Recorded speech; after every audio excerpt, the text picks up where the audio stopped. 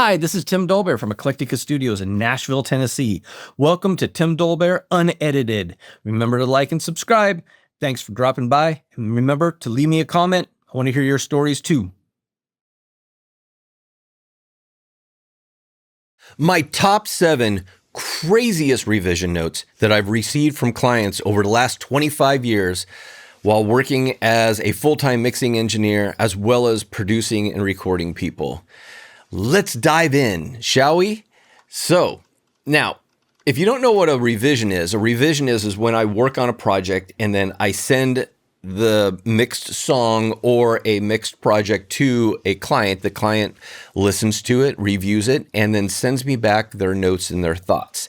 For the most part, all that I receive back nowadays in my career is just stuff like, can you please delete this line? Or can you please remove this thing that happened in it? It's very rarely, hey, can you make the guitars brighter? Or can you make the vocal louder? That's really stuff that doesn't happen anymore. And I'm really blessed to be in that situation now where revision notes are pretty much nothing unless the client is insane, which allows us to do videos like this talking about our top 7 crazies.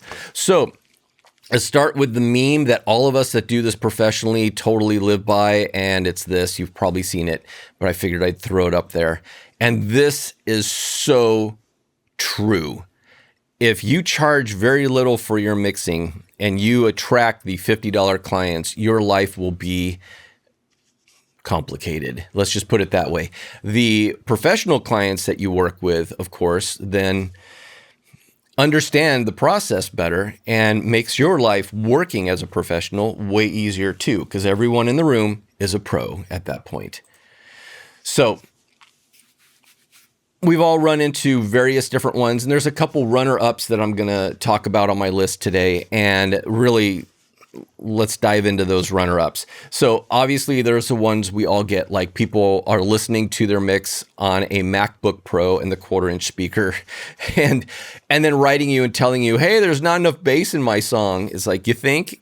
And that's when the education part comes in, and we have to talk to them all about proper listening systems and what to listen to their song on, or whatever it is to, that they're familiar with, so they can actually make real judgment calls. Because the last thing you want to do is make it sound great on their phone speaker or on their laptop.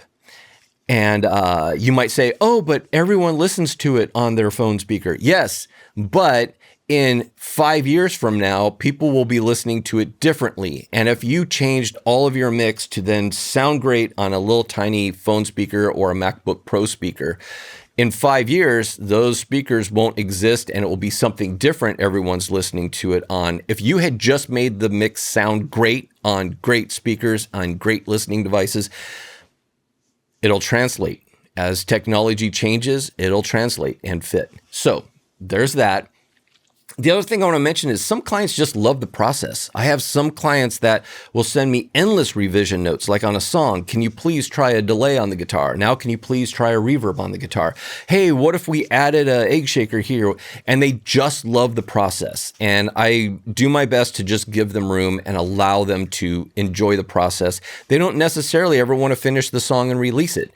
I mean, once it's out in the world, it gets judged, and, some people just love the studio, like me, and they love the process, and it's hard for them to finish. So they'll keep sending revision notes and keep changing things. Make sure you're charging them hourly so you're not getting screwed by it, but, let them enjoy the process. And anyway, so here's my runner-ups. So I guess it would be 8 and 9 in my list of top 7. But my runners-up are all band members emailing me separately asking for their own parts to be turned up. So you get the vocalist emailing you and he's like, hey, can you please turn up the vocals? Then the drummer emails you and says, can you please turn up the drums? And then guitar player, hey, can you turn all the guitars up? The other way is the crazy infighting band that will send you separate emails. That's the opposite, where the vocalist emails you and says, can you please turn all the drums down? And then the drummer emails you and says, can you please turn all the vocals down? I don't know what's going on with that, but I've had that happen a couple times. Pretty weird. So let's that was number 9, I guess. So number 8, the runners up. Number 8 is when they ask you to undo something that you didn't do. So I've had people send me a revision and say, hey, can you remove the delay that you put on the vocal? And I write back, there is no delay on the vocal. So anyway, those are my runner-ups. Let's dive into the real list. Number 7, people listening to the wrong version. So Apple Music, if I send you Mix A and you load it into Apple Music and then you say, hey, can you da-da-da? And I say, great, here's Mix B. And I send it to you and then you listen and you're like, wait, it's still there. And then they send me notes saying, no, it's still there, blah, blah, blah, back and forth. Because things like Apple Music don't necessarily swap out the version to the correct version. So that can get crazy because you never know what rabbit hole that goes through. And that's why I try to ask right away, is it Apple Music that you're listening to your mix on? Because there you go. Okay, number 6, sending a fader up and getting notes back. So when I get a project in, like a song, if I'm not sure I've got everything there, I don't have their rough mix to listen to, I will make a fader up mix. A fader up mix is when you load all of your tracks into your DAW. I use Sequoia. I looked into Sequoia and I take all the faders and I push them up super quick, just whatever. And then I run it off as a crappy MP3 and I send it to them. And one or two times now, I've gotten an email back saying, wow, that's fantastic. It's perfect. Can you just turn up the guitar solo a little bit? And I think to myself, perfect. Okay. Right. It's just the fader up mix, just needed you to review, but I guess we'll start moving from there. So anyway, that one's number 6. Yeah. Number 5 is a production one. I was hired by, and this client might be watching this, so hope you're doing well. Hired by a client who is a lyricist to write melodies for the lyrics, write the music, and record up the full song. And bring in all the musicians, everything we need. I was doing the guitar, the bass, stuff like that.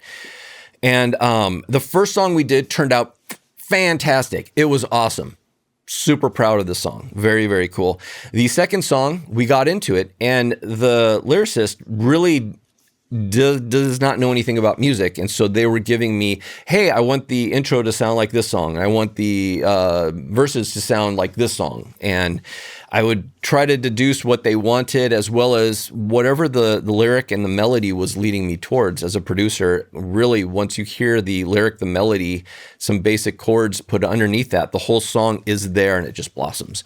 But I was trying to take directions from him. And on the second song, he said, hey, I don't want a rip and shred solo like on the first song. I want a slow melodic solo like this song. I said, great. I listened to it. Great. Fantastic.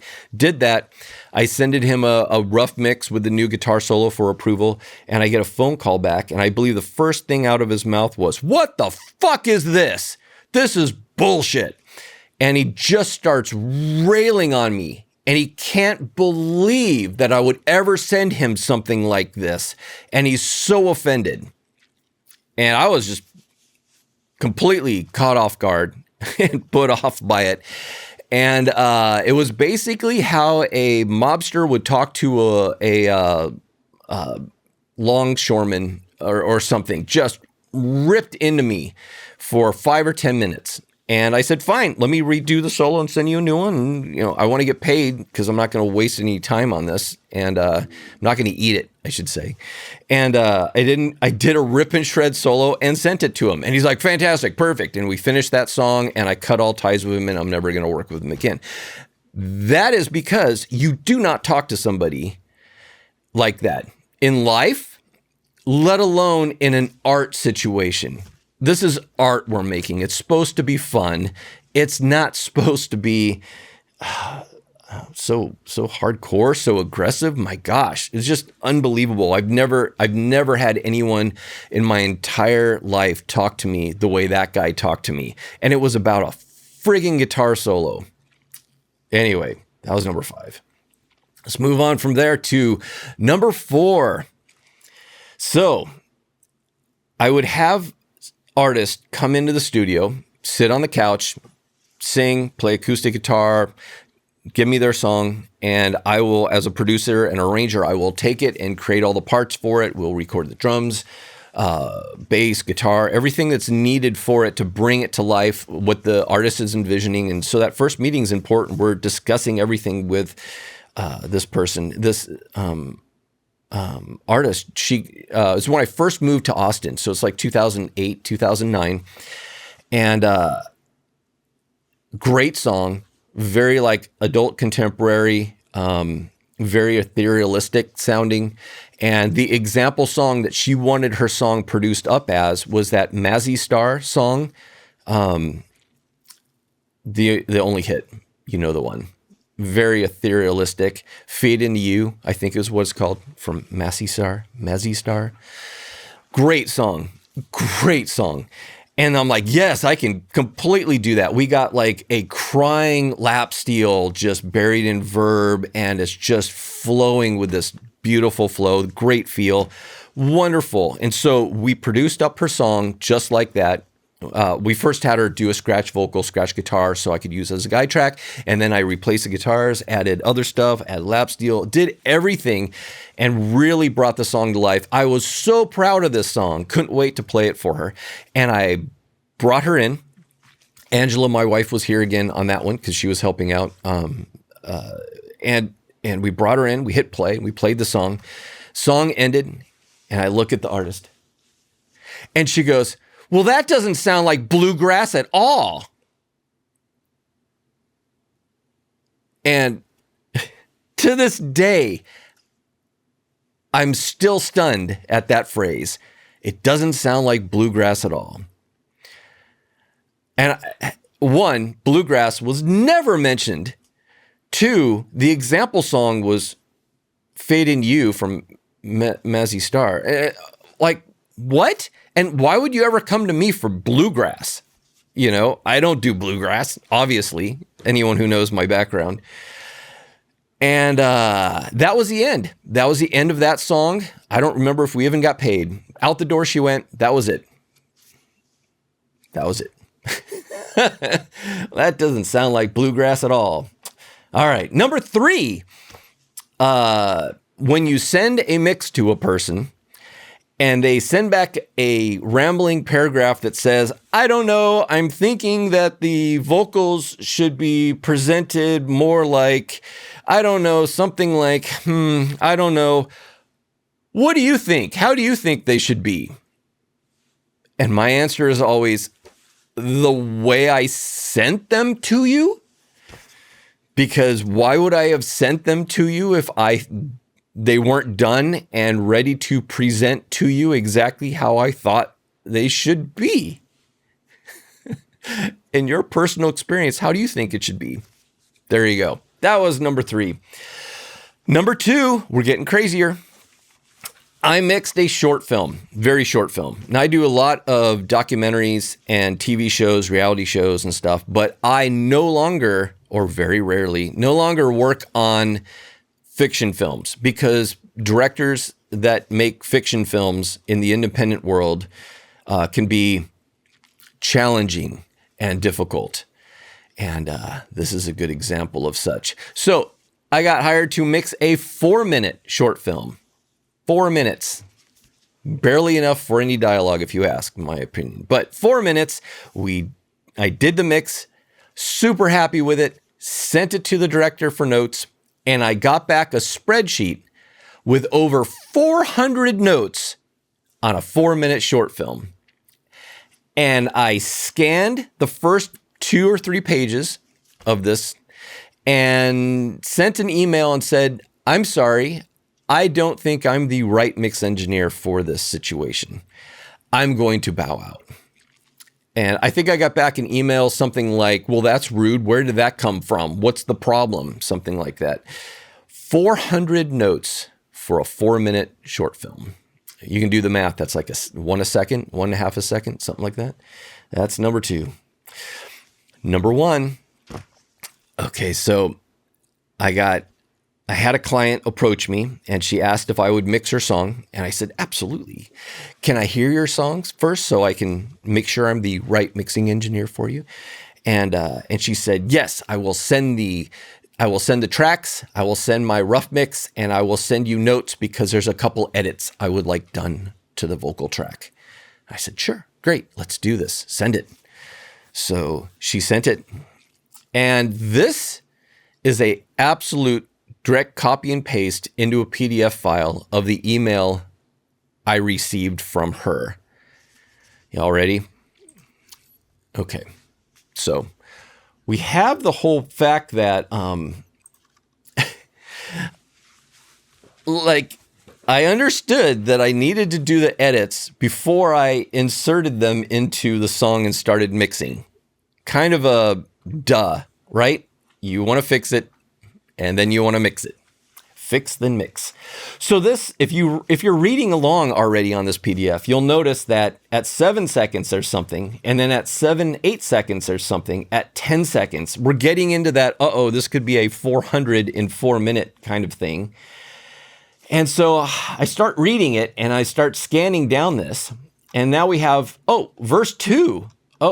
But yet it overlaps. I don't know, maybe it's a separate file. Anyway, more notes. More bold and highlighted in red. I love it when people bold and highlight stuff in red because they think I'm not going to grasp it otherwise. So here we keep going a little bit more. And if you notice, we've got other colors start showing up. Yeah, and more bold words. All right, cool. We got more purple, more red, bigger red. It's getting bigger. All right, cool. We're getting all caps now. So now I'm being yelled at in red. Even the normal type is in all caps and all red and even bigger. Oh my gosh. Make sure you do this. More colors. Oh my gosh. It's still going. So yeah, anxiety before I even finished reading the letter. That's insane to send somebody an email that looks like that. That's insane.